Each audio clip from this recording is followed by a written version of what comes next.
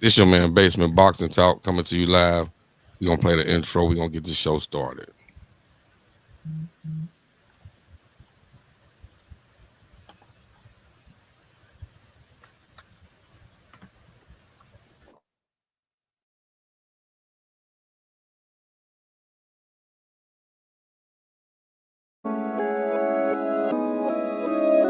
He say, basement, boxing tall. You know I'm a warrior, right? Fuck that, I'm a champion. Basement, boxing talk. Left, right, jab in the hook. Better protect your jaw. 12 rounds if you can last. Better protect your fall. I got hits like Mayweather. You hit that round of applause. No question, the problem solved. Basement, boxing talk. Left, right, jab in the hook. Better protect your jaw. 12 rounds if you can last. Better protect your fall. I got hits like Mayweather. You hit that round of applause. No question, the problem solved. I'm feeling cocky. I hit a thing to beat the ring, a boof up like I'm Rocky. ASAP, any opponent think they can stop me. I stay strapped, chop tryna learn my moves so you can copy. You gotta give it your all. Gotta give it your all. When you're back against the wall. When you're back against the wall. When you the one people call. When you the one people call. To keep greatness involved. To keep greatness involved.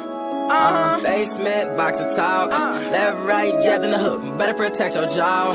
12 rounds if you can last. Better protect your fall. I got hits like Mayweather. You hit that round of applause. No question, the problem solved. Basement, boxer talk. Left, right, jab in the hook. Better protect. This your boy Basement Boxing Talk coming to you live. And I coming to you live.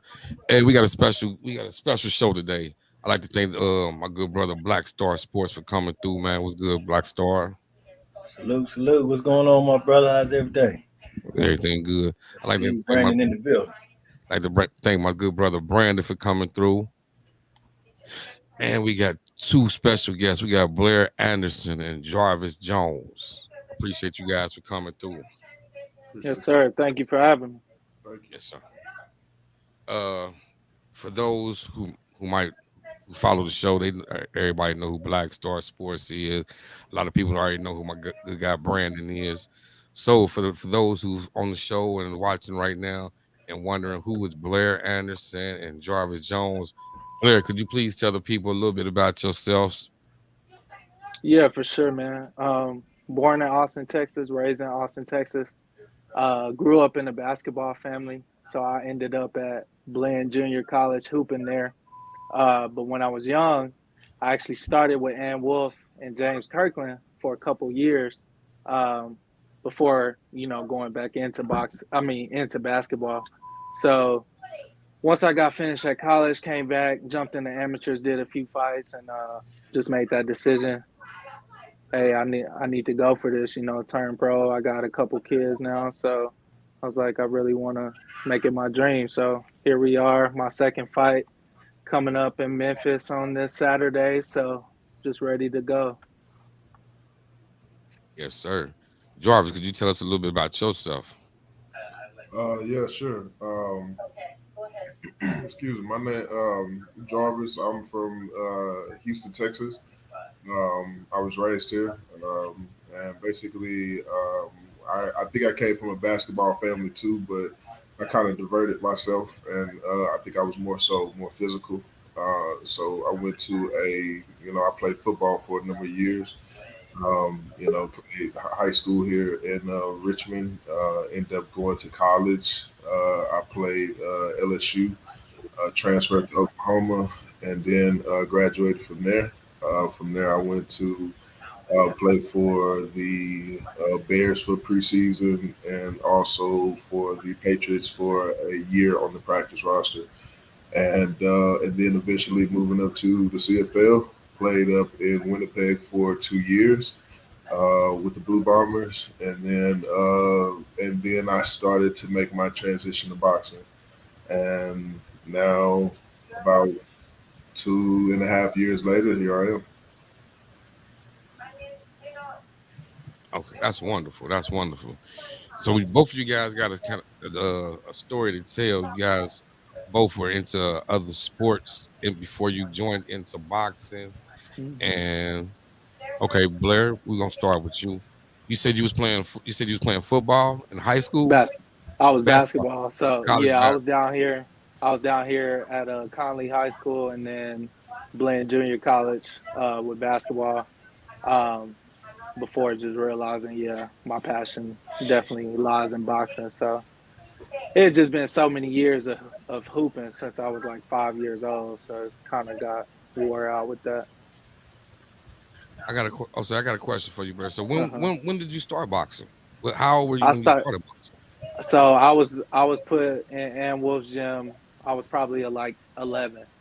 So got to see James Kirkland train, Curtis Colvin, and Wolf. Got to see that up close and personal. But I didn't understand that at that time, because my mom was still in basketball. So my mom, seeing me not fully dedicating myself at that time, she just went ahead and put me back in basketball. Um, but yeah, I eventually made my way back around to it. So Okay. You got any questions, Black Star, for Blair? Yeah, I got to ask you a question. I guess each of you brothers can answer that though when you get a uh-huh, chance there. Um, Coming from other sports, like you say, basketball, and my brother here, Jarvis says football, right? uh-huh. Transitioning over into boxing, preparing to go out and compete and everything like that, and having done it in both sports. What are the pros, cons? What's different, about the transition, or what was harder for you guys in making the transition? I say for at least for me personally was so as far as footwork, as far as movement, all that stuff was taken care of. As far as the athleticism, had no worries in the ring, learning, picking up, that stuff was fine. It was the mental switch turning on of, all right, this is war. This isn't a sport. I'm not competing, to achieve a goal like a trophy or in it. No, I'm in here for my life. Like I could possibly die right here. So I'm here to flatline you before you try to do it to me. And that I say that was the thing I needed to pick up on quicker, but I have that thing now, so that's what I learned the most. Okay. Yeah. So as far as the switch from football to boxing, it's been a lot of things that I learned in football. I'm able to use now. So in boxing, i.e., my training and stuff like that, it has changed up tremendously. Tremendously. I think having 15 years of football and stuff like that, and that weight room training, all I have a natural size to myself now, and I think that it does play an advantage and stuff like that with boxing. But I mean, it's a lot of advantages that boxing has done as far as my lifestyle change and what I eat. I used to be an offensive lineman, so I was always eating, just whatever, just to keep that weight. So being like, I was upwards up to like 325 or whatnot. Now I'm like 275. So it took a lot of lifestyle, a lot of discipline changes and stuff like that with boxing, that I see the benefits in, and it wasn't something that I got into first, like I say, football was first.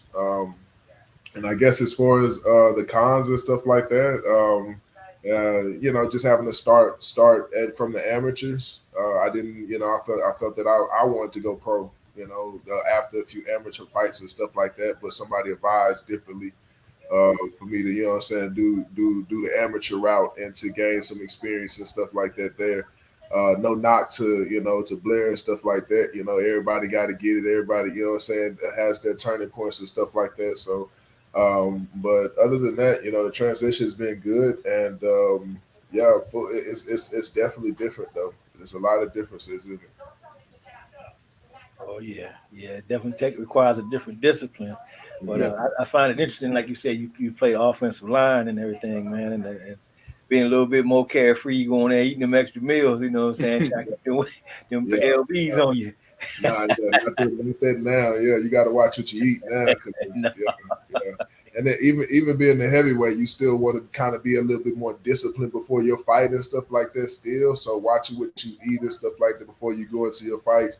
Yeah, you can't eat like no offensive lineman before a fight. You'll be in there, Yeah, garage Sluggish. Yeah. Box got to MMA. bring all that Yeah. back out. Yeah, exactly. You don't want to put yourself in the best position to succeed, right? So Oh yeah. So how you feel about like the footwork and stuff like that? You know, boxing is a little bit unorthodox because if you figure you right-handed, you got jab with your left hand. And sometimes if you're right-handed, you don't really want to use that. So you gotta train yourself to, you know what I'm saying, and getting acclimated and all that. And I know like a buddy of mine has his son trying to, fight now, and he's a little young dude. And he said for the first couple of years, he's gonna have him just getting all that foundation together. And you Hmm. guys jumping in there later like that.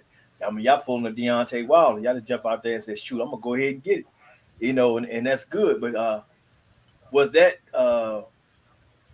did you find that part like really trying to get the dance of boxing together?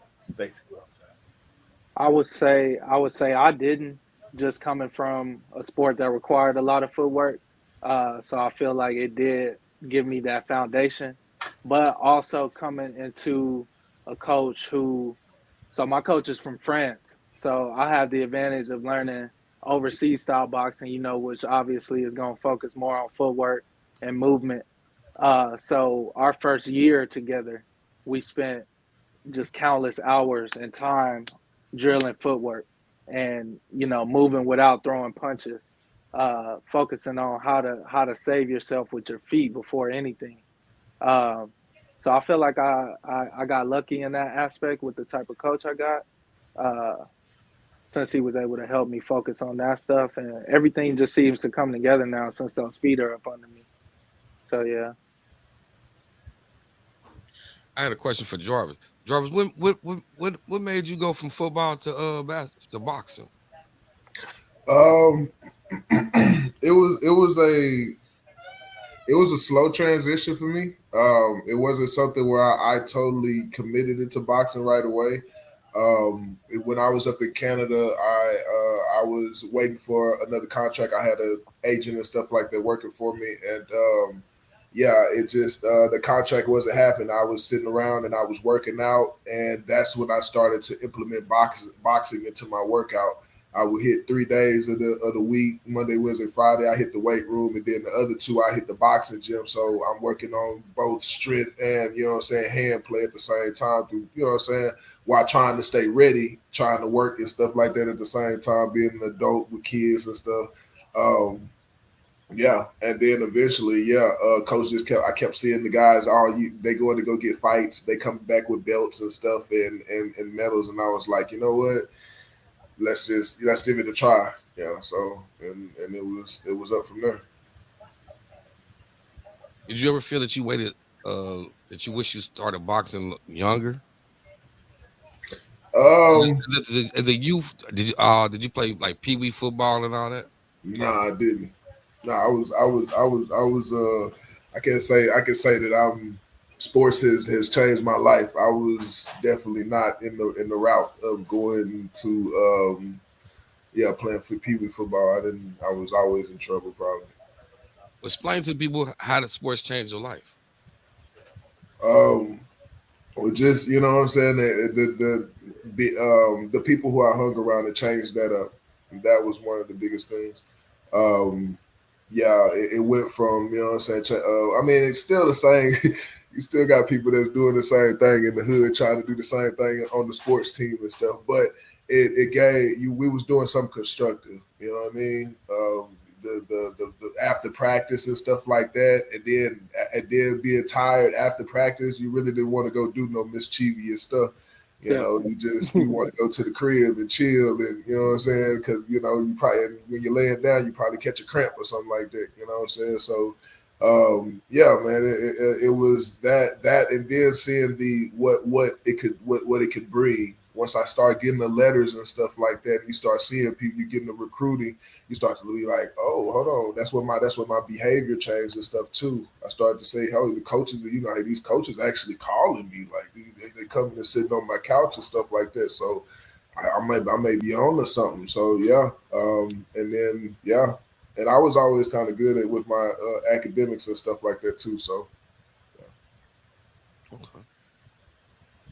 Yeah, man, that's pretty good, man. It's good that you mentioned the discipline aspect of it and how you had things in order and how you handled it.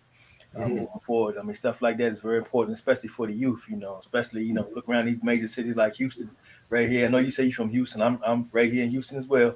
Okay. And man, a lot of crazy stuff going on around us. A lot of Mm. these youth could use a direction or some discipline to Yeah. occupy their time and get their mind focused so they can get off of that mumble rap and all that old madness that they, Yeah. what I'm saying, that they Yeah. feeding into. So that's good that, you got that story to tell and you practicing and preaching it and everything like that is really awesome, man. Yeah. But while I got y'all brothers here, man, what fighter was it that got you guys juiced up to hop in that square circle? Hmm, that's a good question It is to good. say the first fight. So I don't know if my favorite fighter lands as the first fighter who got me feeling that way, but so my favorite fighter is Marvin Hagler. Ooh, yes, So sir. that's favorite ever. But I could say who who inspired me to kind of want to get in the ring and do the heavyweight thing and take over this aspect of it. I would say Tyson, of course, but then seeing kind of how everything was targeted towards Anthony Joshua lately, you know what I mean? I just kind of saw that market open because I was, doing modeling and stuff like that, and I was boxing. I was like, well, hey, I think I could fill that gap as well as someone who could, be looked at as an advertisement and someone who can market outside of the ring, which brings in, that real money outside of that. And, so if I can do my passion and also take care of my family, I was like, oh yeah, I think this is the way to go. So I think Anthony Joshua, as far as this era right now, kind of steered me towards realizing it could be a thing. Okay, that's what's up. Yeah, but you saying about the modeling, just don't pull a Ryan Garcia. 'Cause we gonna clown you around Definitely, definitely. That's when it's like, nah, you got to come through though. Like, you can't go out there and be fly, here. show them, that I'm the flyest and I'm the best boxer, and then go, let Ruiz clown you like that. So yeah, it's like that ruined it all. That ruined it all. People was like, I ain't got to go to the gym. Like, come on, Ruiz took care of business. Yes, indeed. So yeah. What kind of what different conditioning do you do, Blair, from since you was a basketball player and coming into boxing? Like, what did you change in your conditioning and your workouts to move into boxing? So it's funny, the workouts have changed to be more boxing specific, but I believe my body was prepared already. My body was prepared for high intensity already. It was prepared for those moments of push, like sprints. Of course, I run my miles, run about 4 miles, like 3 to 4 times a week. On top of that, sprints. But outside of that, strength and conditioning, my brother he was actually a strength and conditioning coach in the Army.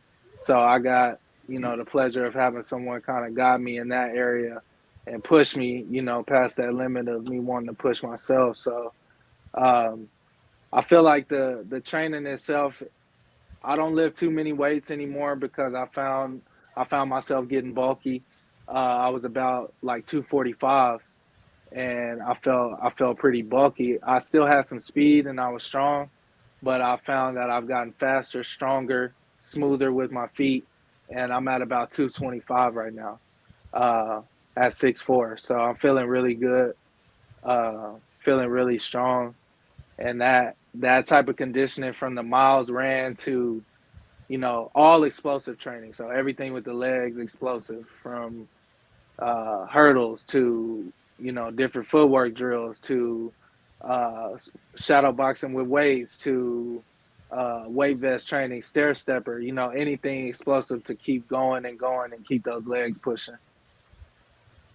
Okay. Yeah. Same question to you, Jarvis. What's the difference in your workout from football to boxing?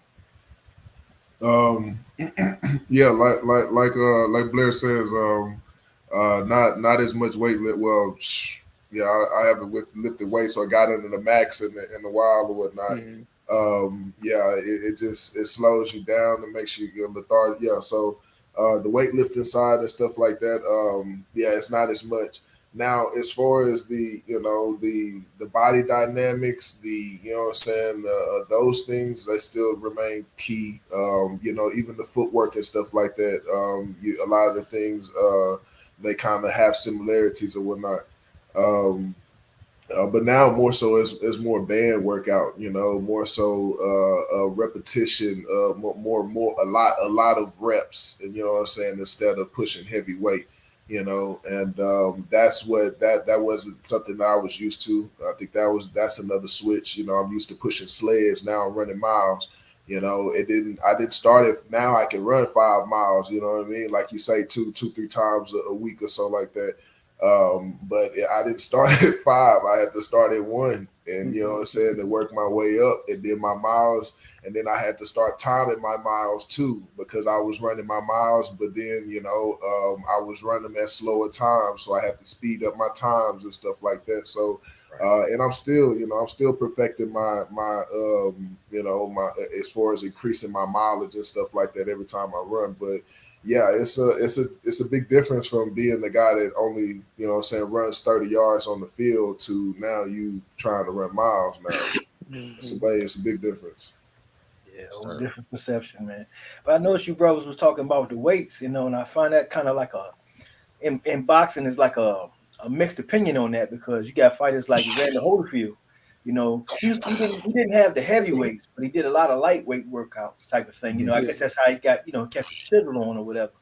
And because I know the old school thing was you didn't want to do too many of them because of the like my brother said, it made you stiff or whatever with your hands felt quicker and more flexible, and that's Mhm. understandable. But do you have a preference when it comes to the heavy bag or working with the mitts? Is there any difference there, or any preference either one of you brothers have? I would say for me personally, the mids, just because it allows me to put myself in that real situation. My coach is gonna my coach is gonna recreate something we would see in the ring. Heavy bag, I get my work on it. I condition, of course. I do about 10 rounds on the bag, so I'm gonna get my work in on it. But it takes me constantly putting myself in a situation, and sometimes your brain can fall asleep while you're working, just due to conditioning. You can just keep throwing punches, but you're not necessarily using your feet. So I prefer the mids because he's gonna make me move around. He's gonna make me slip. He's gonna make me pivot. He's gonna make me roll, catch. He's gonna make me respond quickly. So I prefer him for that reason. Okay, you like to dance. Yeah, yeah, definitely, that's definitely. that's all right, my man. Shoot, uh, Yeah. Java. So as far as me, I'm uh being that I'm kind of new to boxing. I think I do the mitts, but not as often. I think more of mine is fundamentals. Is just basic training and stuff like that. Yeah, I use the heavy bag and stuff like that. I do drills in the ring and stuff like that, circle drills and stuff for footwork.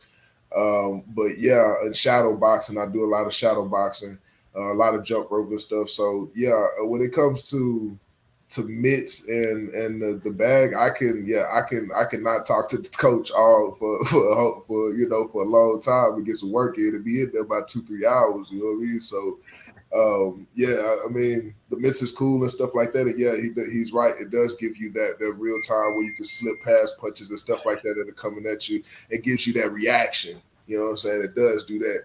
But I like to keep it basic. I keep it on the bag. I keep it basic. I heard Now, both of hey, you I guys. want to add in one thing though. I know Black Star. I didn't mention it to you, but Jarvis Jones is the amateur heavyweight that Coach Ron Sims is talking about when we're on Clubhouse sometimes. Oh, okay, okay, that's what's up. Yeah, that's what I was about to say. So you working with Coach Ron? So Coach Ron got a lot of he putting you to work. Yeah. Me and Ron got a good understanding. That's for sure. He's well noted. I mean, he has a good network and stuff like that, and that's one thing that I'm blessed to have him a part of my team and stuff. So yeah, Ron, he's a good character, and I listen to him. I listen to his advice a lot. Oh yeah. Much respect and much salute to Coach Ron Sims, man. Good guy, man. Great Yeah, guy, cheers. Coach. That's Hey, indeed. so listen, both of you guys say you don't lift weights. Do you guys do calisthenics like pull ups, dips? Do y'all do more calisthenics than instead of messing with the weights? Do you do more calisthenics? I do both, and that's what I was saying. So I took down on the weights just Yeah. because before it was a lot of heavyweight, like you said. We big guys, so we want to keep that size. So it was a lot of heavy, low rep, 5, 6 reps. You know what I mean? Just trying to Right, keep that size on. But now it's turned into, okay, let me dial back this weight and let me get 20, 25 reps in. Mhm. Let me push. So and not your standard exercises. You got punch specific exercises, a lot of cables, abs, of course, weighted abs, weighted pull ups, a lot of band work, like he said. I feel like for us, any man over 200 pounds can knock you out by landing a solid shot. That's just what it is. And sir. so I feel like if we're big men naturally, we need to work on the things that can make us more like a smaller fighter. So if I can move my feet quicker, if I can, move my hands faster, if my reaction time is better, if I can get that snap on that punch quicker, those type of things, move, shift angles quicker. I just believe that's when we will shine over another heavyweight because he's more than likely just standing there trying to slug with you. And if you got that conditioning and those movements over him, you know, that knockout's coming. Certainly. And what gym you say you train out of, Blair? So here in Austin, I'm out of Title, and we also do some work at Reynoso's gym as well. Um, like I said, I had started with Ann Wolf and James Kirkland, but they went their separate ways and stuff like that.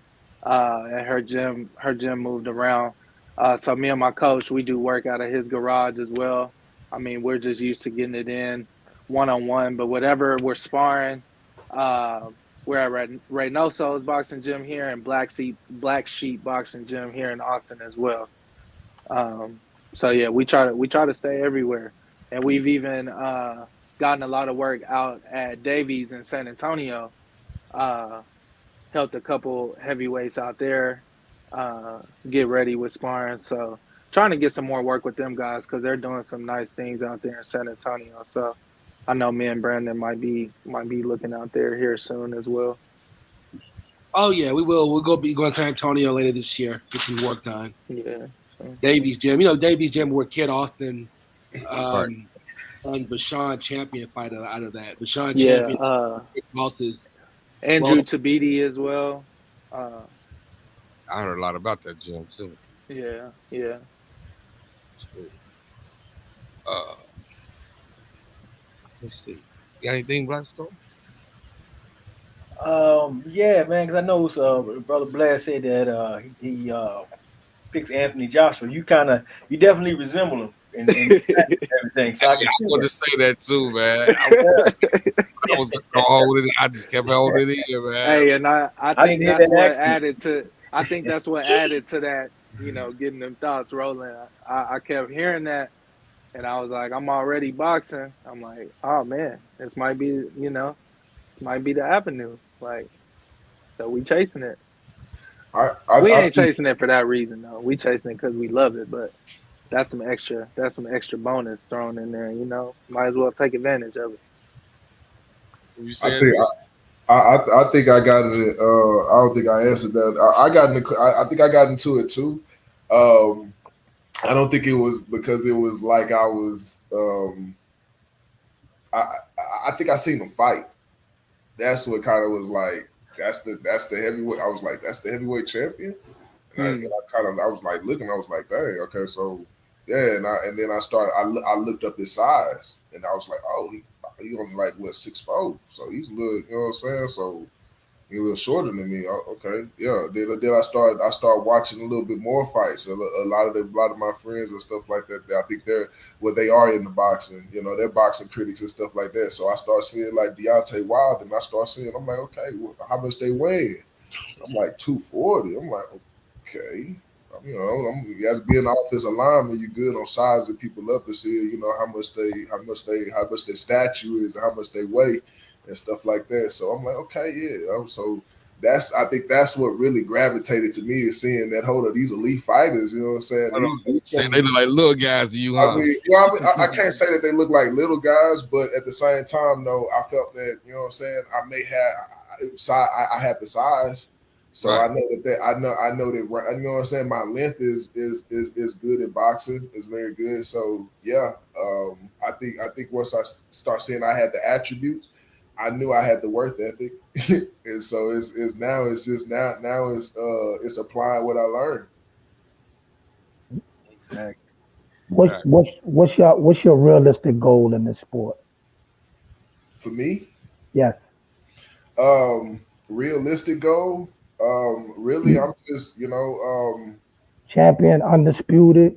What's your realistic goal? I don't want to put myself in the box. Um, I don't want to say I just want to get a WBC belt. I don't want to say I'm gonna be undisputed. You know what I'm saying? You never know what happens but I know every day I'm trying to perfect myself. And if that's being a champion, then yeah, I'm gonna be that. If that's what I'm saying, being undisputed, then yeah, I'm gonna be that. If that's being, and you never know when you gonna get that fight. You may get that fight. Some guys get it in 10 fights. Some guys get it in 20 fights. Some guys get it in, 30 to 40 fights on that championship fight. You just got to be ready to go.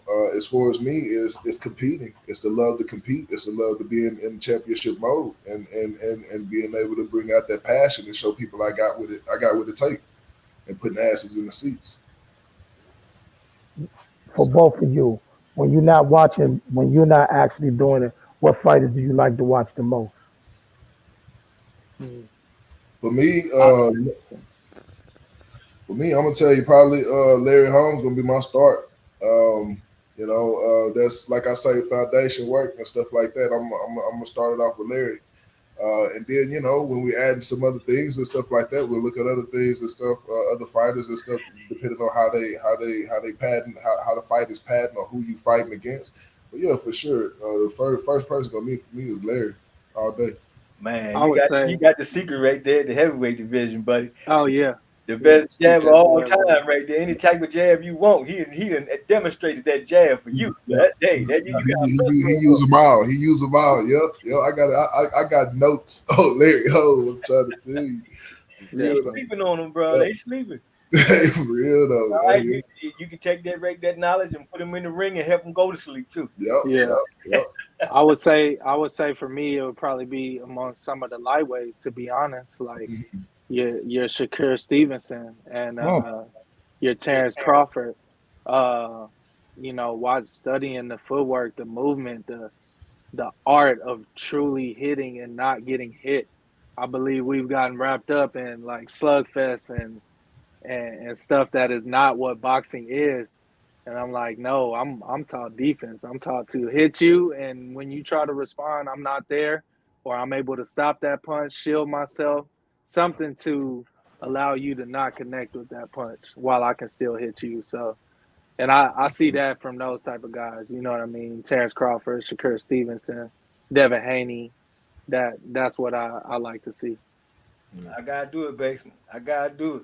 Go He ahead, bro. said Terrence Crawford. So I need to know from both of y'all, right Oh, now. don't start this. Don't start that. Don't Man. start Oh it. Don't yeah. Oh, start I'm that. going Don't there. Don't start start it. that, I man. already Don't I already start know it. where it's going. I Don't know where start it's it. You know going. where I'm going. Yeah. No. I need to know. No, you don't. Earl or Bud? Who is it? I got Bud. And look, I'm from Texas, and I'm not. I'm down with Errol Oh Spence. man. I'm down with Errol Spence, man. It ain't about that. That's my dog. It ain't about Oh that. man, That's I my got dog. I Salute got to Trey Walker in the building. What's good, bro? Thanks for coming through. Hey, Nah, who you, yeah. who you rolling with, bro? Who you rolling with? I'm on the wall with Earl Spence, man. Okay. somebody got to face He a state champion. We Texas State. I'm rolling with Yeah. Texas in this one, man. I ain't gonna lie to you. That's right. Yeah, Somebody I'm got rolling to with face Texas, man. Shoot. Yeah, Yeah, I man. would. That's what I'm The talking about. Texas, Hey, the Texas in I'm me want to rolling with roll with him. Texas. Yeah, the Texas Real in me want talk. to roll with him. But when I sit back and I just think boxing, I've seen Crawford, with true champions, and I've seen him, work his way out of there. I've seen him create a plan. I've seen him adapt more, and I know that Errol is gonna keep coming forward no matter what. I know that's gonna be a thing, but I just see Crawford being able to adapt to at least pull the decision out, if nothing else. Salute to TS Boxing. Salute. Hey, Yeah, Tay Walker in the building. He say Earl strap season. No man, cap. tell him what you're talking about, Tay Walker. Tell him what you're talking about, my brother. Somebody got to tell my man. But I'm gonna tell you this though, Blair. When the fight, when Bud finally stopped playing around and get the name on the contract and they get it going, you're gonna have to come back on here because we're gonna have to talk some things. Yeah. Right, Sometimes you ask somebody their opinion, they give it to you. Now you want to pin them to the wall. That's why you get called and stuff. AK, you just be happy you picking Earl too. It's I got definitely to gonna be know. the best fight of my generation, though. I got to know. I got to know. I want Bud. Hold on. You got to come see me. The man, you. No, man. Yeah, man. We've been waiting for this fight for so long, man. So long. It ain't been that long. Knock it off. It's been long. It's not been long.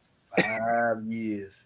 It's not been We fighting. knew they was the best. We knew they It's was the kind of best like welterweight. we waited for Pacquiao and Mayweather like this too. Yep. Long time. So do you feel like Bud is like the Sugar Ray in this situation, and he's straggling along Marvin Hagler, who's Errol Spence, trying to let some of that power die down? That's what I've been thinking. See, I like that comparison when you said Marvin Hagler and Earl Spence. I like when you I like did the that. analogy, but they back on here, man. Earl is Earl and Terrence is Terrence. Boxing, I like the analogy. But you know what? You could be right though. I mean, because Bud as Sugar Ray later on, he became, because they both was moving around more earlier on, and then they got flat-footed now. Right. See, and that's half the reason why I'm on Earl's side, because now you're getting flat-footed with the wrong guy. So, Yeah, but we'll see how it goes. We'll see how it goes. It could go anyway. That's why we fight the fights. But you know what I'm saying? But I do dig that comparison, man. You spot on with that. So we'll see how it turns out, man. But we got to spot on with that. Knock it off, man. There you go. Look, he's still picking Earl though. They know what it is. He won't cross that line. Like that comparison. Come on, man. That was a sharp comparison. You got the rugged southpaw and Hagler and Errol, and then you got Sugar Ray who switch. He'll switch on you. That's Bud right there with the skills. Here's the thing. You're dead on with that comparison in every aspect of the world. And even when this fight is made, it will be the biggest super fight since Hagler Leonard. Mm-hmm. However, the difference in this fight, I think, will be is that when people are going to come out there and see that Earl can actually box better than you think. Exactly. I can agree with that.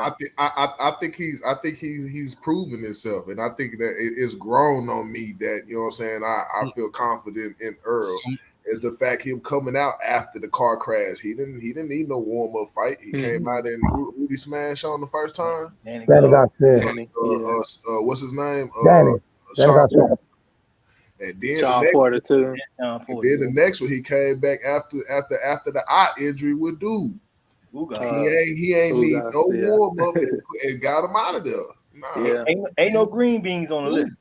Ain't no green beans on the list. Yeah. True. You don't need no warm up fight after injury. Come on, man. Mentally there. At the end of the day, I get that. And he told you, as you know, I'm picking Earl, but even at the end of the day, yes, that's Ugas, yes, that's Danny Garcia. They not Bud Crawford. They not. I'm sorry. Hey, Hey, Errol Spence hey, couldn't put down Sean Porter, It's true. but Bud did. hold on. Oh, wait a minute. Hold on. See, Go, See, go. I was hopping out, Blair. Hold on, Blair. Slow down. Ah, Blair, don't do that, Blair. don't do Blair, that. Blair. He did Blair, drop Sean Porter. hey, Blair, He okay. He clipped him. He clipped him with a shot, he but they clipped him. finished out that fight But decision. listen to this, Blair. Okay, listen to this. Do you think if Earl Spence would have went out there, he could have easily outboxed Sean Porter? But No. in that fight, he went and beat Sean Porter in his own fight, toe to He toe, went. middle of the ring, and he beat Sean in his own fight. That's what made that fight even more better for Earl. He went and took the WBC strap, but when he took it in a style that's not even his style. He went in there and beat Sean Porter his own style, bro. How did Bud beat him? Bud beat him with his own style. What Bud do? He boxed. Bud Mm-hmm. boxed. He outboxed him. But now hold on, listen. Don't get it twisted. Mm-hmm. Bud wasn't winning that fight when he knocked I Sean agree. out. I agree. Yeah, I Don't agree. matter. The Don't thing matter. I is, agree. the That thing doesn't matter. You can't say That that for Earl. doesn't matter. say that for what? That doesn't matter. Man, it doesn't matter. I mean, it does matter. Okay, listen to this. We all know, and we didn't talk about on this show plenty of time. Sean Porter boxes great first 6, maybe 7 rounds, and then he gets. Oh, don't you do what you want to do. That's what we talk about. He is it's things he gets a little sloppy on, and we noticed that in his fight. Yeah, And y'all done started something now. Yeah, Y'all yeah. done started. See, and I Blair, was see, like, I don't this know why. we could go on all day. Yeah, that was my bad. That Oh was my man, I'm bad. like, See, You know, but go all night with that. when you're a real boxing fan, it brings up that joy because you get to talking with people who know what they talking about. I don't think it's nothing like it because that just evokes different, different emotion. I'm like, okay, I can have a real conversation with somebody because usually it's like you'll hear that nonsense.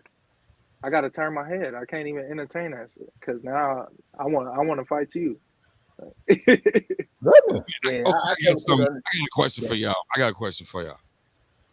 What motivates y'all before a fight? Now, when I say this question, I want y'all to think about this because we just went through this. We just went through this in an amateur program too with the other day. Okay, how do you feel about your spouse hmm coming to the weigh-ins and coming to the fights with you? Is that Man, something And you that, do? Is that something you don't do? that's something I just recently had to consider myself because my fiance was with me at my first fight, and there were things that I felt good about. You know what I mean? Like that she helped me with being on edge and stuff like that. But there were also moments that I kind of just wanted me and my coach to have in order to, just keep that focus on point. So it's kind of like it kind of balances out. But I say moving forward, this fight in Tennessee, she's not going to be there. So I'm waiting to see how I feel, during everything, how things feel for me to give that real, judgment on what I think is best for me moving forward. And then I'll be able to judge from there. But I think all in all, having them at the fight is fine, but getting in that zone before the fight it's a scary place, and you don't want them to see that. Like she gonna be like, damn, this the man I'm marrying. I can't marry this crazy ass motherfucker. So I kind of think that's best to keep them away. Yeah, for me, yeah, I've never done it. I feel like I keep that separate. My lady's there for support, and when she get in town, she about to go to the bars and to the restaurants and stuff like that while I'm getting ready for my fight. So yeah, I keep that separate. Yeah, basically, we'll have a little time and stuff like that before the fight, but you know what I'm saying. After that, yeah, I'm off doing my thing, just get my mind ready, prepared, and then I'll see y'all after the fight. Okay. I was just saying that because we had that going through on an amateur program, and also too, I just know I noticed too, like even when Ugas fought Earl Spence, I called it. I seen Ugas coming out to the fight with his wife holding his fiance hand and everything. And you see Earl Spence jump out the sprinter with him, Derrick James, his father, and his team. And you like, man, look, Earl look like he ready to go in here. It's a real pit bull fight. Like, you know what I mean? Ugas It's is like, war. Yeah. yeah, you know, it's like, right. It's like he's already, he got that mentality to go kill already. And then when you see somebody holding their wife hand and everything, it's like, man, you on some gentle shit. You can't focus and get into that warrior mind, man. This is kill to be killed right now. You know what I mean? Right. And I was asked that question. I was asking that question. I'm like, I feel like, yeah, come to the event. You know, I get it's a spectacle. You know, come support me, be there, of course. Right. But you know, I'm transitioning into a different realm. You know, so I'm gonna And be then, back here doing that. and then you'll hear them like you know what I'm Right. saying. You'll hear their yells. Right. Right. Their voices are distinct. So you know what I'm saying. Like you train your ear in boxing to hear certain things. So you'll hear. So I mean that's good enough for me. You know what I'm saying. Like I don't need you there. Like afterwards and stuff like that. Now that's a different story. But preparing Definitely. and leading up to walking to that field of battle. Nah, this I need to be tunnel vision. Yeah. Yeah, because we remember when Wilder and Fury had the second fight. That was the big deal. Him in the background, kind of, never really looked right in that one. But he was just too laid back in that one. He should have been more warlike in that one. I think that might have played a part in his performance that night. But Yeah. you got to stay focused, man. And that's one thing that Marvin Hagler, which my man Bless so eloquently mentioned. That was his thing for every fight. It was a war. It was personal. Mm-hmm. He ain't like them. He ain't like their mama. He ain't like their sister. Mm-hmm. The guy who walked the dog across the street from where they live, he don't like them neither. Mm-mm. We could fight. Yeah. Yeah, I like Yes, RIP indeed. Marv. Definitely. Finding that reason, you know what I'm saying, that's gonna get you going every time. You know, that's the thing I found out. For me it was like, all right, family of course, because I want to provide something. And then now looking across the ring, once everybody's out of here, I know this man want to take me out. You know, he could, if he had the ability to kill me, he would be totally fine with that. So I need to go out here and do that same thing, you know. And I'm a man of God, so it kind of conflicts with certain things, but I know that we both signed up to do this. So, one of us is walking out of here. Facts. Yeah. Indeed. As far as motivation, yeah, it's a way of life now. It's you know what I'm saying. It's instinct now. If I wasn't boxing, I was fighting once a year on the streets and getting into it in the club and stuff like that. Now we're doing it for something, you know what I'm saying, positive and stuff like that. And we changed our life around. So yeah, as far as the motivation, you know what I'm saying, it's a way of life now. You know, I'm. It's gonna be this guy. It's gonna be the next guy. It's gonna be who it is. You know, I've been in front of people who've had big. You know, the team that they were on, they were the all star and stuff like that. But when you play them or when you play against them, they ain't really what everybody hype them up to be. It's just a lot of you know what I'm saying hype. They have to have somebody to be the face of whatever they are or where they at or whatnot. So yeah, a lot of times yeah, it's not as cracked up it is to be. So it's just the art of competing. You know, I love to get in there and be and get prepared for championship mode and succeed. Yes, indeed. Ain't nothing like that going for that championship, especially competing in a sport. I mean, that's everything, That's like the night before the Super Bowl or something. Yeah, Mhm. If you can sleep that night, something ain't right with Definitely. yeah. but yeah, I definitely feel that, man. And you guys got you're both fighting this week on that Memphis card on the 18th. I am. I'm not sure if he. I'm not sure if he No, Nah, is. Jarvis is still an amateur. He actually Oh, has okay. some couple things that are going on, but Blair and I will be heading to Memphis Thursday. Well, we're going to coordinate to get to Memphis for the show on Saturday. So I'll definitely keep you guys posted on everything. Yeah, First time in M Town, you know. My mom was actually born there, but this is my first time going out there, so looking forward to that. That's what's up. Okay. man. So Good tell luck. Good everybody luck. where the fight gonna be at again. Brandon, you got that exact address for the Memphis?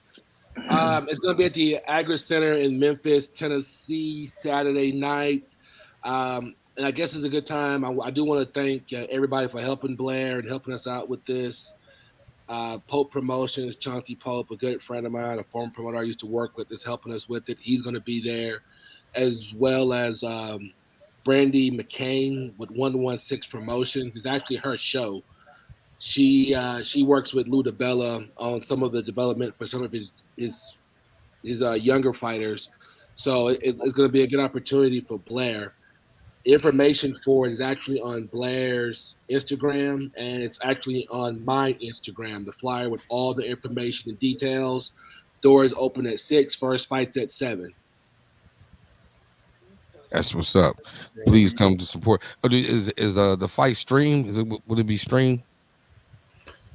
I don't believe it's going to be streamed this time. I know Okay. they were talking about doing it. The issue they have with it, as you guys know, there's going to be other fights going on this Saturday, All and right. they were talking about bandwidth issues and all that stuff. So they don't know if it's going to be worth it, but we'll figure it out. We'll probably know something about Friday. Okay. That's cool. Blair, can you tell everybody where they can follow you at, man? We don't. I don't Yeah, want for to sure. keep you take all your time up, man. We gonna still be up here chopping up about a little bit boxing, but I Yes, just sir. Yes, sir.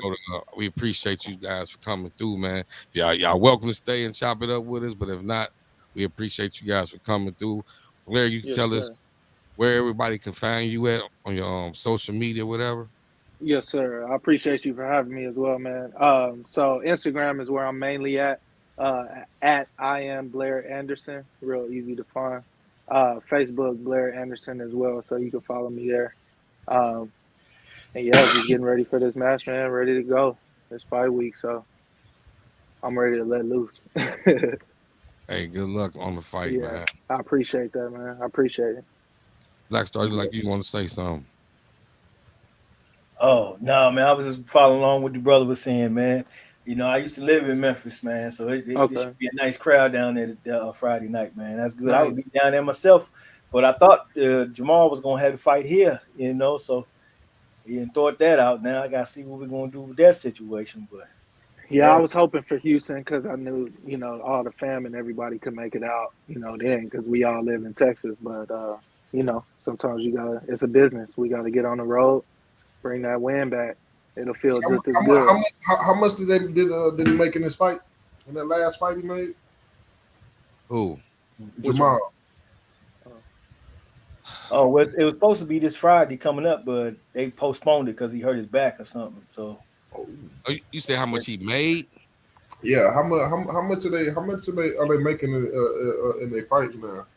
Because me and my friend had a little discussion on them and what they bringing in as far as revenue in Houston compared to other places. Because it seems like the Charlo, they what I'm saying, we know about them, what I'm saying, when you're in boxing, but not a lot of people in Houston, I guess, like follow them like that. What I'm saying? I feel like they have more. I feel like they got some star power that's kind of left off, or they not doing as much as what they can do in Houston. you right on it. You right on it. Here's Jamel Charlo right now in Houston. 6 million people right here. He got access to every day. Every day. I don't see him around town, dog. I don't see him. Why he not coming up at the HEB rolling up, man? Just a surprise. Hey, yeah, I'm the champ. Have a belt on. Show Yeah, people. Hey, how you doing? I'm the people's champ. yeah, You know what I'm he's not a saying? community guy. That's not. I don't like that about And him. that's hurting. That's hurting him because if he did that, man, because really right now is a good time for Texas boxing anyway. That's what I'm Because saying. Why you leaving Texas to go fight somewhere else? Like hmm you and got that's six and that's million. You got 6 million in Houston. You got 4 million in Dallas. You got that 4 million San in Antonio, San Austin, Antonio, Austin. bang, bang, Why bang, you bang, leaving all on the line. Texas? You Hey, know what I Jarvis, mean? Yes, sir. this is one thing, boy. Black Star preached. This is one thing he preached about. this topic right here, man. Boxing will blow up in the state of Texas right It now. will. It This is will. the I time. believe it. If I'm Jared Jones and these guys out there and I'm seeing this right here, I'm tapping into that. I'm making phone calls. Look Definitely. here, man. Yeah. Look, we're gonna have to get together. Look, I need y'all Right. come on down. Bring Yeah. the Yeah. belts with you. You know Yeah. what Yeah. I'm saying? Shoot, I got my state. Don't worry about it. Who you fighting? You just tell everybody you got the spec. Don't worry about it. I want to say Earl Spence sold out or sold more than Canelo when he fought at the Cowboys Stadium. He If I'm damn not sure look like mistaken. it. It damn sure looked like it because I was sitting right in there. It wasn't too many empty seats in that bad boy. If the seat, Wasn't no empty seats in that bad boy. No, sir. everybody in there, huh? Man, Man. brother come out, man. The place went crazy, man. I'm like, Yeah. where he go? Where he go? That's what I said. You supposed to have your city like that. That's why Yeah. the Charlos, man. That's the dream. I don't know how you could do That was- anything else. yeah. Exactly. Now, what? Okay, listen. Okay, it's crazy. You have 4 people on the panel that's from Texas. Yeah.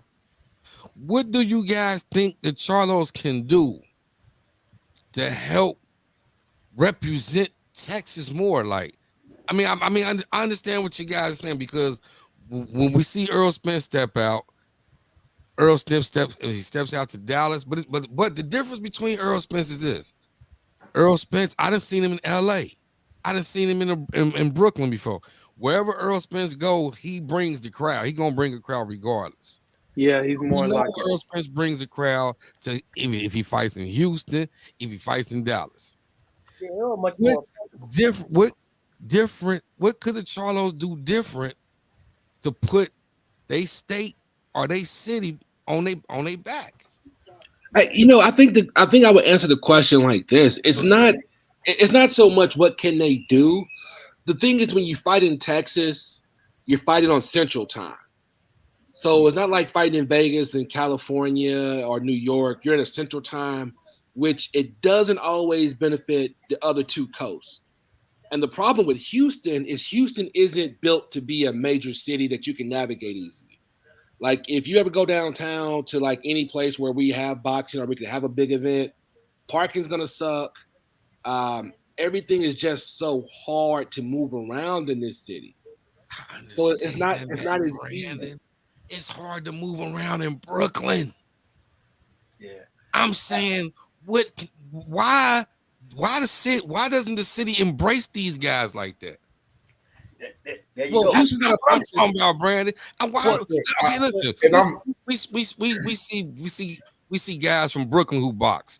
They represent Brooklyn. Represent New York. Stands up for these guys. Yep. You feel me? They stand up for these guys. Javante Tank Davis. He's from Baltimore. I mean, he got the whole world, United States, standing up for him. That's something different. Earl Spence, he's something different too. But I'm just saying, why doesn't the Charlos have Texas, Houston, Dallas riding with them like that, man? Where's the support? Why they don't have the support like that? That's just how it is sometimes, man. Because Devin Haney didn't have Vegas behind him. You know what I mean? Yeah, They everybody's was not doing going to him. have that same kind of pull. That's Yeah. the thing about it. Charlo's Coach doing Ron in the well. building. But I Coach kind Ron of in feel the building. like Salute to my good brother, Coach Ron. He say Charlos was to box Texas on Juneteenth. Yeah.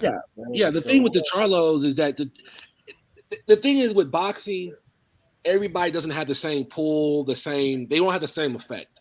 So in the case with the Charlos, if you look at, and Blair just texted me his phone died. So if you look at Charlos, or let's look at Houston. Houston has never really been a boxing city. Houston is a football city. Yeah. It is. Yeah. Hold on, bro. It's right. Where Where George Foreman from? Where George Foreman from? Our stadiums are so big in Texas that if you fill up a stadium in Texas, you definitely gonna probably outsell any other place in the U.S. It's just because we can see our stadiums have more capacity. You know what I'm saying? That's one thing about Texas that no other, and that's the reason why COVID was different here, is because it's more spacious here. You know what I'm saying? Even though it is hard to navigate, it's more spacious here to do things than it is when you're in a confined city that has snow, where you inside all the time and stuff like that. You don't have those different problems like out here as what you do in other places. and that's the thing, Jarvis. Since we have so many seats, it's hard to sell out. Like it's hard to sell out if you have $100,000 under 100,000 seat stadium. When most people can sell out 50, but to sell out 100 is hard. And then we also got to look at the fact, and this is just for Houston. None of the places we have here in Houston are cheap to rent. If you want to rent the NRG Stadium, Toyota Center, I can't think of the baseball Minute Maid Park. Those things are expensive to rent.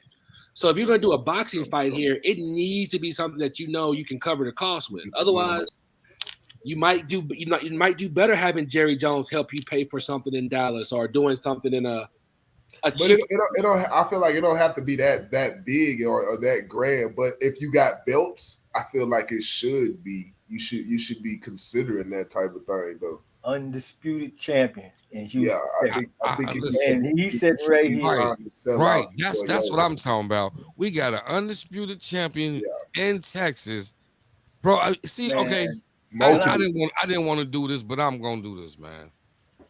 It's like we go back to the interview when we had Ross on here, right?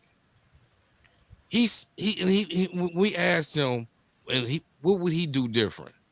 He stood up there and he said things like, "Well, if I was the guy, one of the guys behind Charlo, I would throw a big ass parade for him. Facts. I would throw a big parade for him through the city, letting everybody know, shutting down downtown." He said, also, I would have made sure I hollered at the mayor and made sure that they gave him key to the city. Some or a day. They giving out days like crazy. These are the things I'm talking about, Brandon. I'm not, I understand. Is that on the promotional though? Is that on the promoter though? Is what I'm saying. Is it? But see, that's the whole thing. I think it's publicity too. Because I don't think Floyd had nothing to do with Baltimore giving Tank the key to the city.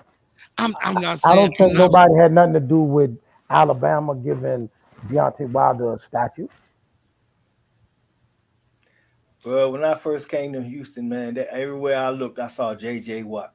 J.J. ain't came nowhere near Super Bowl. Nowhere near Super Bowl. Bro. For one, I know where you going at, but don't do that. When that hurricane hit, JG put the city on his back, bro. I was gonna defend JJ Watt on that one. He did get out there. And you will never nothing you're ever gonna do gonna ever outdo that, buddy. You can stop it. It's not about really outdoing that, but getting on that level to keep your name out there like he did. Like bro, that was ho. No, don't you dare sit up in here and act like JJ Watt wasn't out there putting up 20 sack seasons for the Houston Texans. What you doing? No, hey man, where about 20 sacks now. Where the rings at? You want to Google? You want to Google? Where the rings at? Well, but here's the thing I think you gotta look at though, right? Football has always been something big in Houston, from the Oilers to the Texans. I don't know, but that you ain't never won nothing. I don't know about all that big. You ain't won nothing. No, it's big. Hey, but there you go. High school football is big. We never saw Charlos at the Texans game. We don't see them show up. But here's the thing, though. But Black Star. Here's the thing I would say, though. You have way more football fans in Houston than you do boxing fans. Wow. Yeah, Houston's a boxing city. I mean, Houston's a football city. Yeah. I'm sorry. Houston is built for football. Houston really have that boxing presence where it's like you can just like JJ. It does, but I feel like in certain circles and stuff like that, I feel like in the Mexican culture, boxing is more so the sport in Texas. Or soccer. I think it's one of them two for them. You know what I'm saying? But when you talk about we're in South Texas. So South Texas is basically, I mean, we have a huge Hispanic population, you know? Yeah. And even though we do have some Hispanic fighters and we do have some success with boxing, as far as it goes to what the city supports, it really is a football town. Yeah. Like, I remember when I first moved here, I was surprised. I moved here right before Hurricane Katrina. I remember I was surprised how many people were not big Rockets supporters. Like, they would follow the Rockets, but they loved football, you know? Yeah. And I think that's the thing. Boxing is not boxing is big in some places. Here, boxing is Yeah, but you got an undisputed champion right here.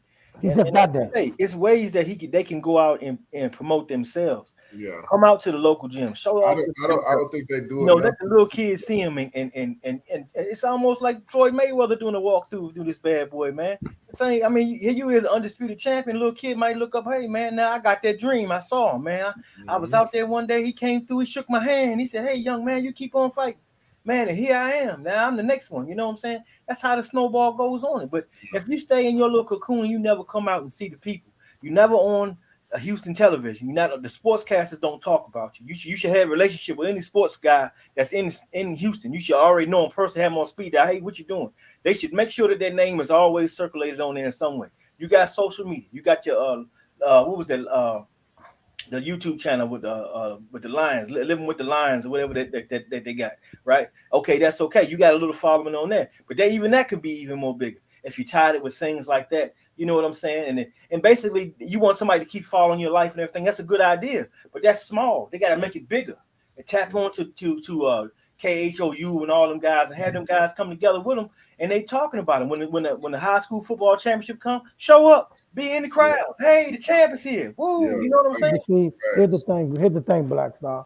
I can tell you this from a lot of fighters that I met personally. It's on each individual. It's on each individual. They may not want all that. They might be cool with what they got. Because I know a group of dudes that people say, oh, they should be this, they be that. But when you talk to these dudes, they cool with what they got. They cool with their environment. They cool with the people they got around you. Everybody that I came up with ate. We all eat mama good, daddy good. I don't need all that. Some people don't want all that. They may not want all that. See what I'm saying? But I do know Jamel owns a whole community. I know that. I know he bought a whole community in Houston. You know what I mean? He may not want that though. You know what I'm saying? But see, I talk to cats out here all the time that ain't aware. I tune them through. Hey man, check them out. They fight this week. They did this, they did that. I run them through the whole line. I educate them. And they come back, man. Oh yeah, I seen him, man. He right here. What? Yeah, man. Got Earl Smith down the street. What now, man? Yeah. Now guys coming to me, man. There you go. Look, man. I heard such that's gonna fight. You see what I'm saying? And you see somebody. Hands down, when it comes to their boxing ability, they good boxers. You know what I'm saying? I just wish I want to see, you know what I'm saying, I want to see them do more as far as, you know what I'm saying, bringing more people together here in Houston. I think they got a lot of potential to do more, and you know what I'm saying, they get left off.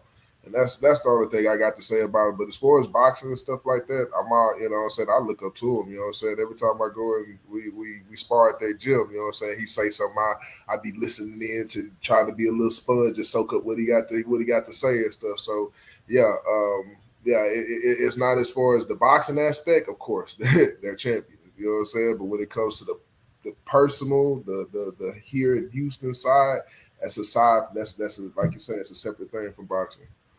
Yeah. Another thing he can do, he can just get a bunch of damn flies and pay some people a little bit of piece of cheese to go around the city and just put them up every damn where. You know what I'm saying? Because most of it is just the word. People don't know about it. And people Black find out about it Star. later, you know? Black And that Star. and that's the thing about it, you know?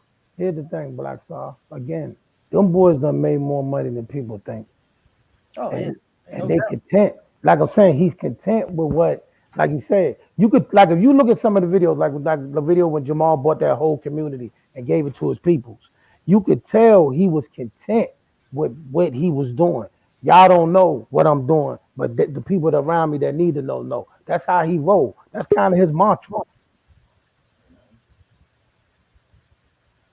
Yes, indeed, man.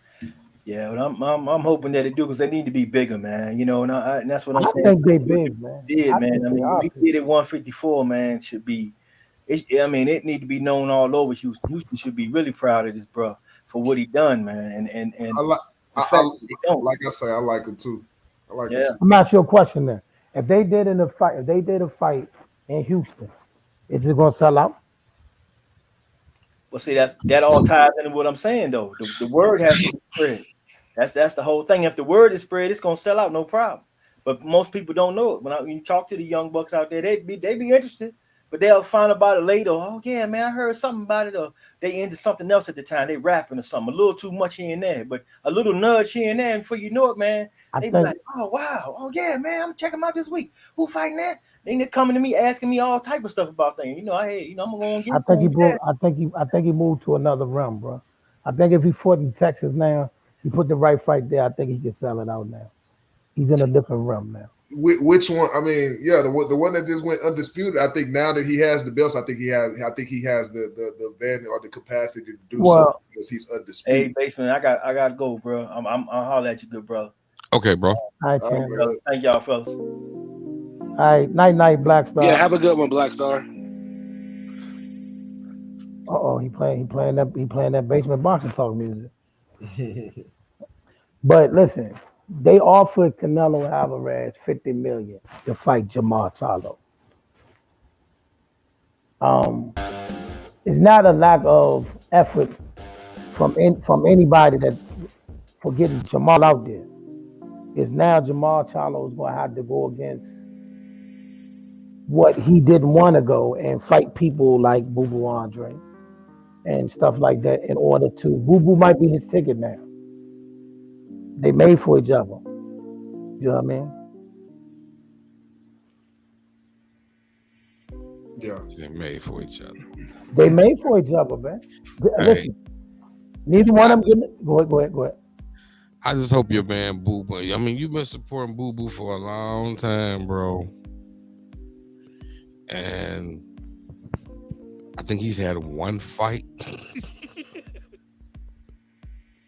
you talk about Boo Boo Andre.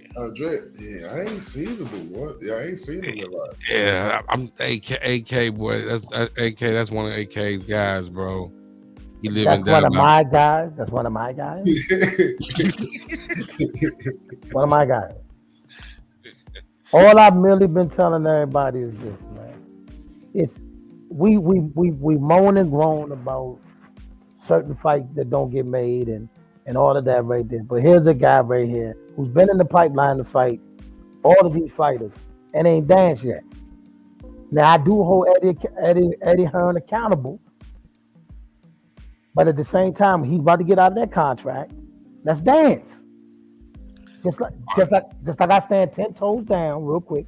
Because I'm seeing a whole bunch of nonsense on social media that I hope they're wrong. But if for somehow, some reason, this fight with Earl and Terrence don't happen, I don't want to hear nothing from no Bud Crawford supporters. Shut up. Don't talk to me. I don't want to hear it. All right, well, I got you. Here's what I would say Give me- real quick, if I could, because my phone's about to die, so I'm probably going to get off myself in a minute.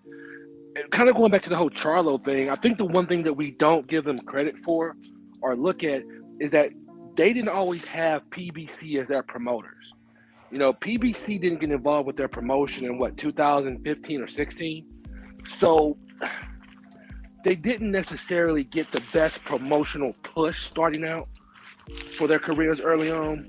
So you also have to kind of factor in the fact that, you know, they weren't the primary clients of their last promoters. So they really weren't given the proper name building that they could have had or should have had in Texas and Houston. That's all I was going to say on that one.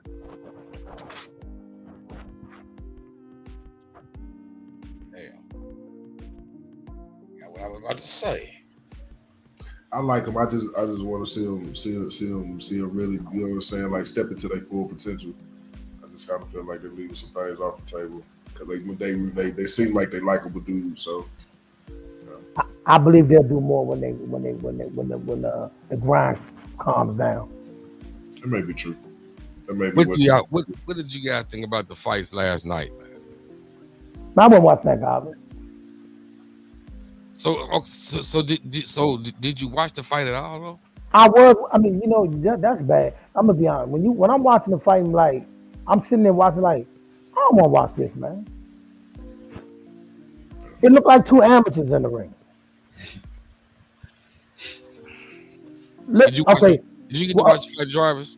the Belinga fight. Yeah. That's exactly what I'm talking about. Yeah, I saw pieces of it last night. Did it look like two amateurs or no? It did. I mean, Listen to this. I didn't really see it in entirety, but when I seen it, it didn't look like it was that eye catcher. Exactly. Go ahead. Okay, now listen to this. Is it because how we pronounce his name? Bangaloa? Balanga, man. Balanga. Edgar Balanga, man. Balanga. Is it because Balanga might be overrated? We know that Because already. We know that already. Nobody's arguing that anymore. The only so, people arguing. Go ahead. so nobody's arguing that anymore. Except for his diehard supporters, the ones that's in love with him, that like the videos he's been in and all of that. Other than that, nobody believes it anymore. Well, I got a problem with because I did not feel Balanga won that fight last night, bro. We didn't think he won his last two. We thought he lost to Steve Rose. Yeah, you're right. You're right. But here's the thing. What up, Mike 202? Here's the thing. I'm not even mad at his situation no more. It's nothing to be mad at because look at his situation. You went like when the pandemic hit, right? Brother, when the pandemic hit, he was the hottest thing smoking. He was Yeah. I mean, you had Fat Joe and all these rappers, and he was. I mean, he was on the big show. I mean, he was everywhere. He was that. Came out of the pandemic. We saw reality. Now he in witness protection. You know what I'm saying? He was John Gotti. Now he in witness protection. You know what I'm saying? Bro, when they got to go out in the back of the gym and find somebody that was thinking about, going into Congress, or somebody that was thinking about teaching in school and dragging them in the ring so they can fight them, and he can't beat them or knock them out, it's the end of the road. Right. But the guy, what's his name? Aguilera. He's old. That's why he look bad. He's old. I got to get off, man. I got to let y'all go and whatnot. I thank y'all for having me and stuff like that. Tell everybody where they can follow you at, bro. Jarvie J is my Instagram, and Jarvie J76 is my Snap. Follow me, and y'all enjoy when y'all see me and stuff. And y'all have a good afternoon. Appreciate you, man. Coming out, man. Y'all have a good night. Peace. All right. Salute to good brother Mike 202 Boxing. What's good, bro? I ain't seen you in a minute, bro. Yeah, man. Been a minute since I seen Mike. Yeah, man. So what you saying, bro? Man, listen. When they gotta go out and find people for you to fight, and you struggling with them, it's the end of the road. I don't know what else they want to do with the kid. You done changed trainers. It's over. You done changed trainers. You on your third trainer. He's not that. Put him in the ring. Listen, I don't know how long Top Rank gonna milk this. Hey, okay, listen to this. What about Jose Vargas? Did you see him? I didn't, and I heard about him though. I didn't. Oh man, I think that was the second round. That's back-to-back knockouts. I'm about to say he lost, right? Yeah. Somebody just popped in. Brandon. Okay, I'm back, guys. Sorry about that. My phone died. I had to plug it up for a moment. Everybody gone. Hey, we talking about the fights last night, Brandon. Hey, did you see Vargas, bro? Back-to-back knockouts. Oh man. Brandon? Yeah, can you hear me? Okay, you said Vargas. Yeah, you ain't see I know I'm pronouncing it right. Vegas. No, it's right. It's Vargas. Yeah, Vargas. Yeah. Jose Vargas. What show was he on? What card was that on? Top Rank. Oh, the guy who got beat up by the guy from West Virginia, the one the commission had to stop the fight. Talking about that one? Man, the one he got knocked through the ropes, bro. Yeah, the one got knocked through the ropes, and the referee should have stopped it, but didn't stop it. Right. Yeah, I don't know. I'm like, I made a joke that the referee must have had money on that fight because I'm like, bro, that fight should have been stopped. Man, that was disappointing, man. I thought he was gonna bounce back from the loss he just took and come back, man. That was nasty, man. That was nasty. Who we got this week?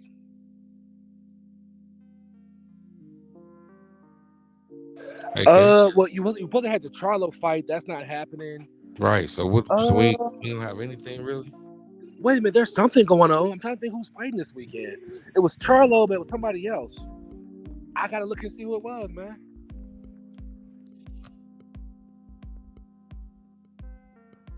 Hey, Yo. I'm about to head over to the club, bro.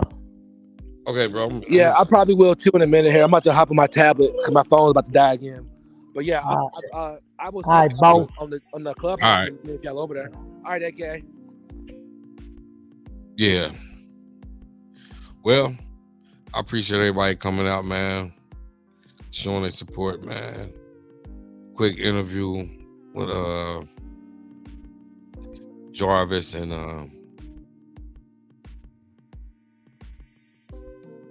the other guy. I'd like to salute to everybody it was in the chat. Martin Nash, Bruce Gas, Boxing and Jazz, Tay Walker, TS Boxing, yeah, Mike 202, Coach Ron Sims. Appreciate y'all for coming out, man. Support.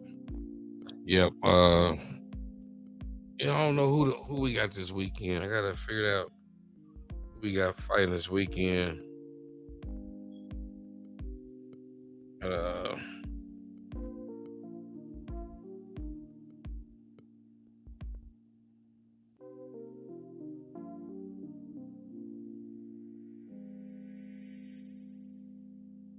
If somebody in the chat know who fighting this weekend, put it in the chat.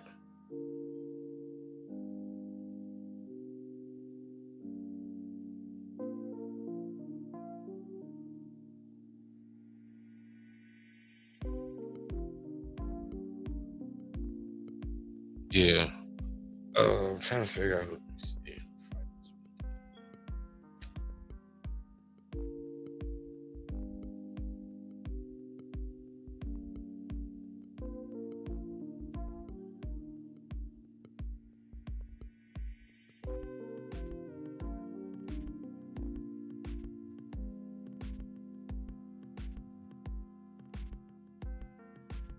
Ain't nobody in the chat put up nothing, man.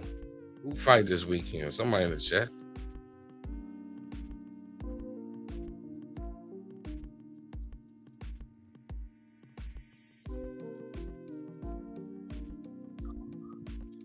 I want to give Floyd Mayweather a salute. He got inducted into the Hall of Fame yesterday. Hold on.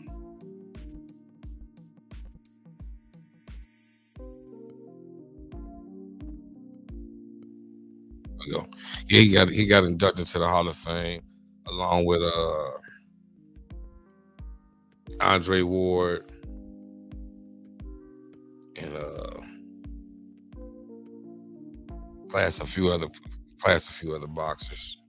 I want to give him a shout out to Floyd Mayweather for the Hall of Fame, and he got emotional, and that's cool, man. It was cool. It was great to see Floyd in a great place, man. Wish maybe Uncle Raj was here to see that go through for Floyd, but yeah, shout out to Floyd, man, the Mayweather team, Mayweather family on that one, man. But man, yeah, I want to go back to we chopping up, man. I'm gonna go back to this Edgar Berlango, man. Last night, this guy tries to bite Alexis Elargo's ear last night in mid-fight. The referee didn't see this shit. The referee didn't even see this shit. And did y'all hear me? I want to go back to the Edgar Lara fight. This is what we're gonna do. We're gonna go back to the Edgar Lara fight, and it was happened last night against Alexis Elargo. Berlango tried to bite this man's neck, ear, whatever. He was that frustrated. The ref didn't see this. So to my thing, to the fans out here, the people who listen to this podcast, this show, What the fuck should be done? The ref didn't see it, bro. The ref didn't see it. It was on the opposite side of the ref. What should be done to Barlinga for this? I feel he didn't even win the fight. So should he be disqualified? Should this fight be disqualified? I didn't feel he won the fight, bro. So what I'm in the chat, people in the chat, anybody, man, you can call in if you want to, man. Let me know what the hell do you think should happen to Barlinga? Because this was some bullshit. This was some bullshit.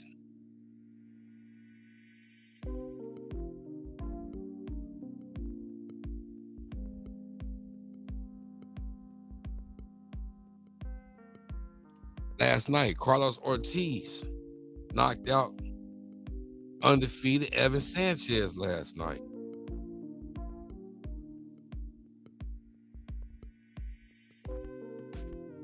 Also, we had the Hami McGee fight at the super middleweight. Hami McGee, 40-0, 32 knockouts, dropped Jim Kelly, who's 26-3 with 10 KOs 3 times.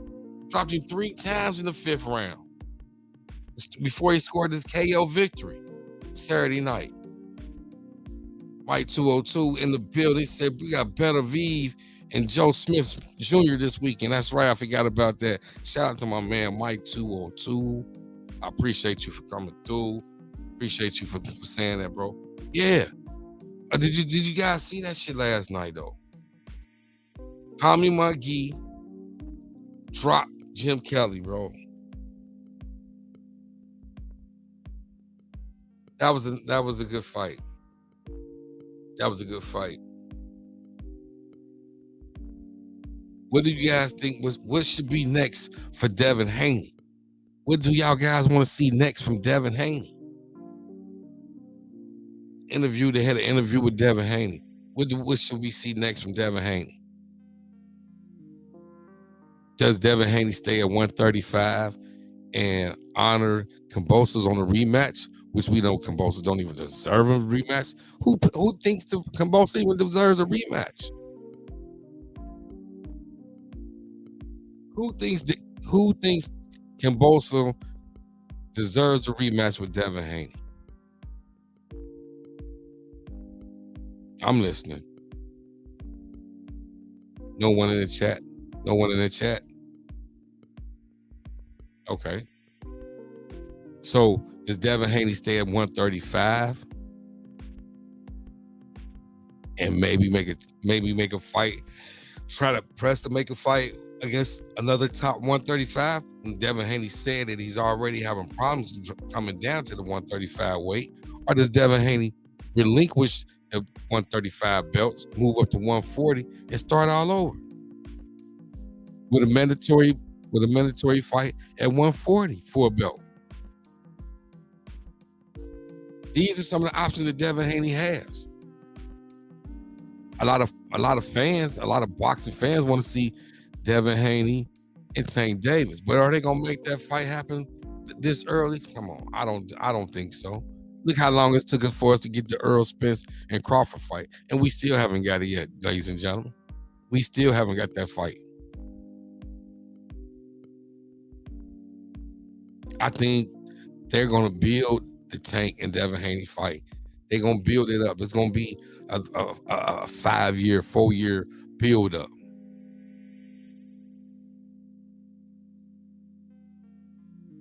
So if you're Devin Haney, what do? Do you move up to 140 to where it's probably easier for you to make weight and fight? Or do you stay at 135 and sit around and try to defend the titles to some guys that you might not want to see?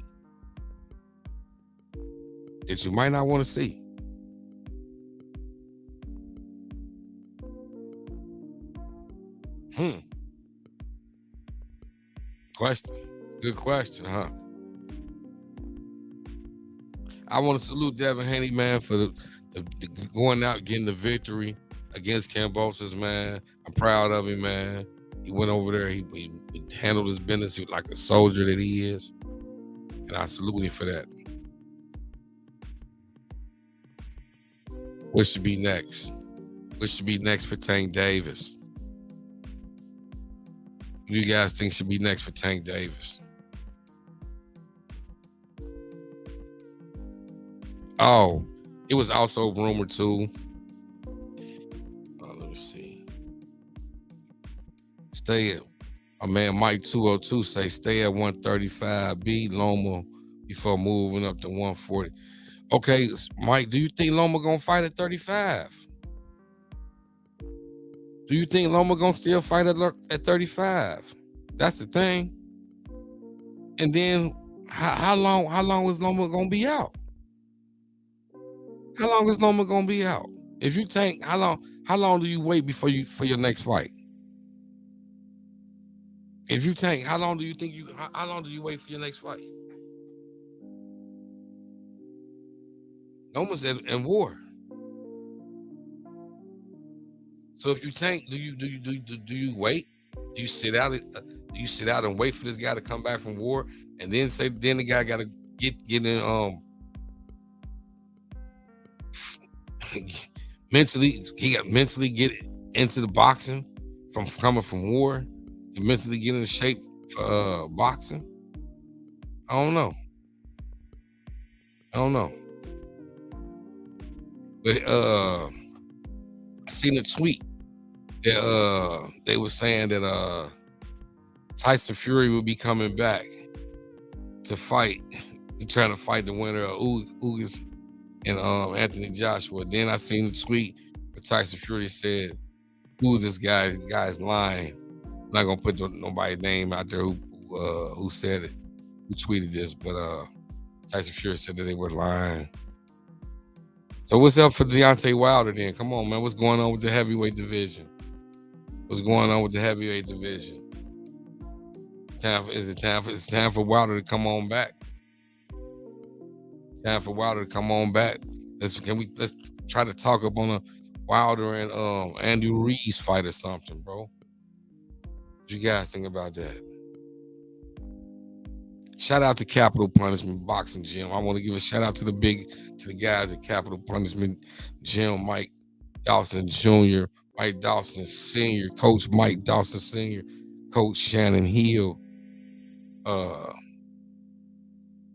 Nemo, King, Twan, Tion, Kev, all the guys, Renzo, all the guys at Capital Punishment Gym, all them guys that came out and fought their hearts out at the amateur fights over the weekend.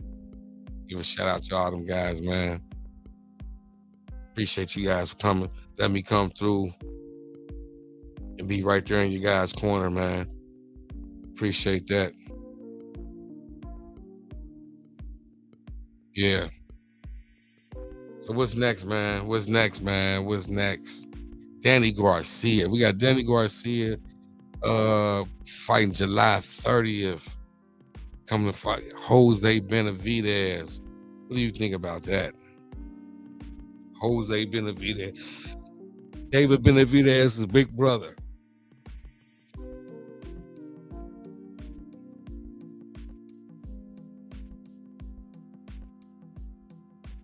This is the fight that's being fought at 154. Danny Garcia is moving up in weight.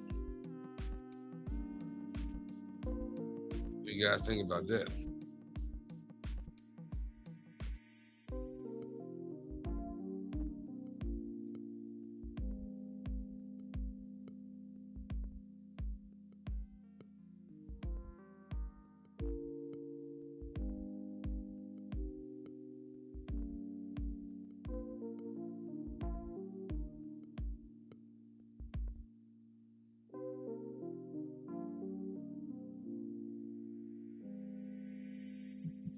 Yeah.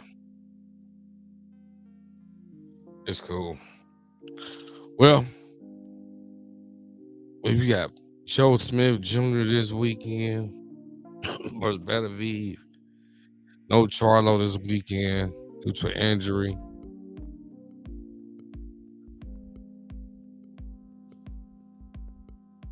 I don't know. Oh, look! Oh yeah, look on my Instagram, y'all. I'm posting pictures of some of the amateur fights. I'm gonna post some amateur fight pictures and video from the amateur fights on my Instagram. Well, I ain't gonna keep you guys. I appreciate everybody for coming out, supporting your boy Basement Boxing Talk, man. I got the merch, man, for sale. T-shirts, hats, shorts, hoodies. DM me on Instagram at Basement Boxing Talk, and we can talk about prices and everything. We have every sizes from small, from kids to 5X. We got it all. Shorts, hats, T-shirts, hoodies, sweatpants. We got it all.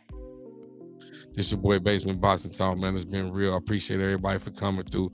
Everybody who came through. AK, Black Star, Badu, Brandon, Mike 202, Ron Sims, Tay Walker, Jarvis. Everybody who came through, man. Appreciate them for coming through, man. Supporting me, man. Spread the love, man. Give me some more subscribers out here, man. Help build this brand, man. Help me build this brand. Help me build this brand, Basement Boxing Talk. Appreciate you guys for coming out, man. Look forward to my video for, this Saturday coming up. Getting ready for the Joe Smith Jr. for the fights is with Smith Jr. and Better Beef. Yep. Appreciate you guys for coming out, man. It's been real. One. It's your boy Basement Boxing Talk. Appreciate you. It's been real. Peace.